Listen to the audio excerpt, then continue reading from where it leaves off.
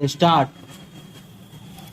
संसद के बजट सत्र के दूसरे चरण को शुरू हुए 4 दिन बीत चुके हैं, लेकिन दोनों सदनों में हंगामे और नारेबाजी के अतिरिक्त और कुछ नहीं हुआ है।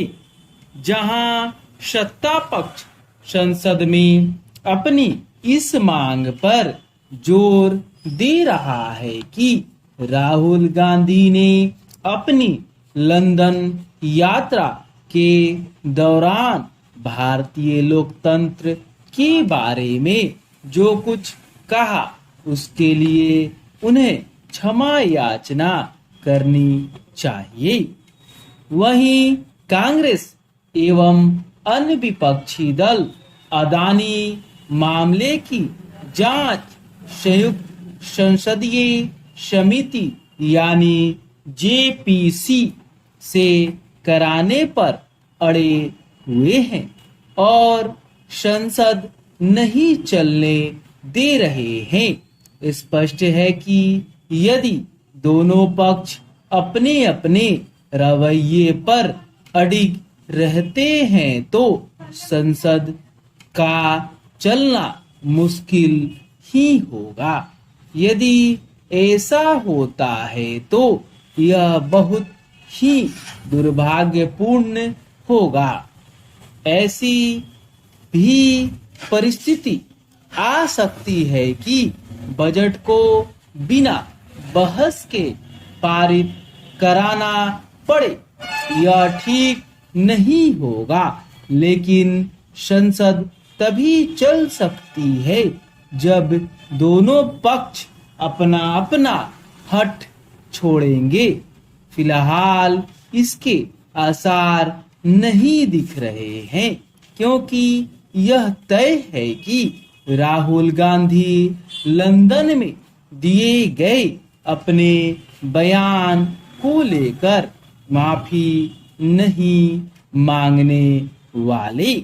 एक और जहां मल्लिका अर्जुन खड़गे यह साफ कर चुके हैं कि राहुल गांधी माफी नहीं मांगने वाले, वहीं दूसरी ओर कांग्रेस के अन्य नेता भी यह सिद्ध करने में लगे हुए हैं कि उनके नेता ने लंदन में वैसा कुछ कहा ही नहीं जैसा बताया जा रहा है।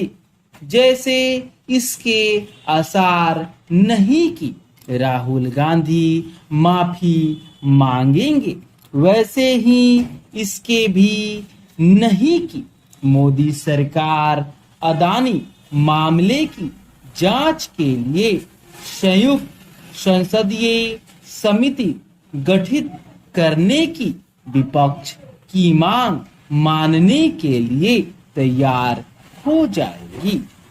इसका एक कारण तो यह है कि सुप्रीम कोर्ट पहले ही 6 सदस्यीय समिति के गठन की घोषणा कर चुका है और दूसरा यह कि वित्तीय मामलों में अब तक गठित संयुक्त संसदीय समितियों ने जांच के नाम पर या तो लीपापोती की है या फिर दलगत राजनीति। इसकी भी अनदेखी नहीं की जा सकती कि अदानी मामले की जांच संयुक्त संसदीय समिति से कराने की विपक्ष की मांग का मुख्य उद्देश्य इस मामले को अगले आम चुनाव तक जिंदा रखना है। चूंकि सरकार विपक्ष के इस इरादे को भांप चुकी है, इसलिए वह उसकी मांग पर ध्यान देने के लिए तैयार नहीं। संसद के इस सत्र में केवल बजट पर ही बहस नहीं होनी है, बल्कि कम से कम 3 दर्जन विधेयक भी पारित होने हैं। इनमें से कई अत्यंत महत्वपूर्ण विधेयक है।